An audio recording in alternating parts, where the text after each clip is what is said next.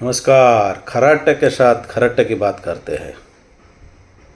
बहुत ही गंदा बीमारी, ना खुश होता है ना लोगों को सोने देता है। इतना तकलीफ देते, ऐसे लगता सुबह उठ के दे धनाधन दे धनाधन। खैर जाने दो।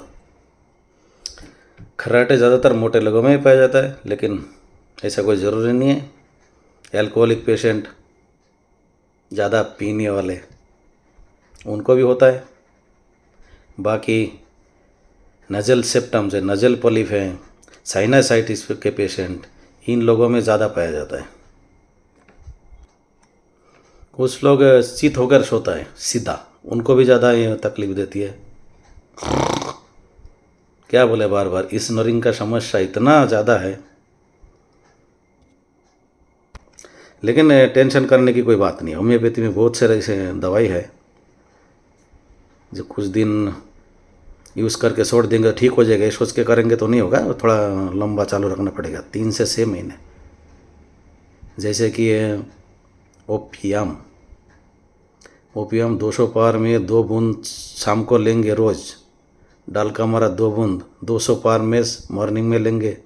6 महीने तक जड़ से निकल जाएगा इस नरिंग की प्रॉब्लम।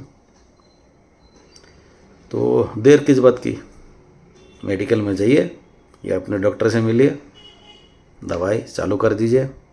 दूसरी बात, होम्योपैथी में बहुत सारे पेटेंट मेडिसिन भी है। पेटेंट मेडिसिन जो कंपनियां अपने ब्रांड नाम से बनाते हैं, बहुत सारे कॉम्बिनेशन करके, जैसे कि 5, 7, 8, 10 ऐसे टाइप के भी दवाई मिक्स करके बना, तो पेटेंट मेडिसिन है। जैसे कि स्नोरिट करके आता है, वो 15 बूंद करके रोज़ शाम को लेना है सोने से पहले। ये भी लगातार 6 महीने तक यूज़ करके देखिए, जड़ से ख़त्म हो जाएगा खर्राटे की बीमारी। फिर क्या टेंशन है, फिर मिलते नेक्स्ट किसी छोटी सी वीडियो लेके। जय हिंद दोस्तों, मैं हूँ डॉक्टर मणि बाबू सरकार, गुजरात गांधीधाम से। फिर मिलते हैं।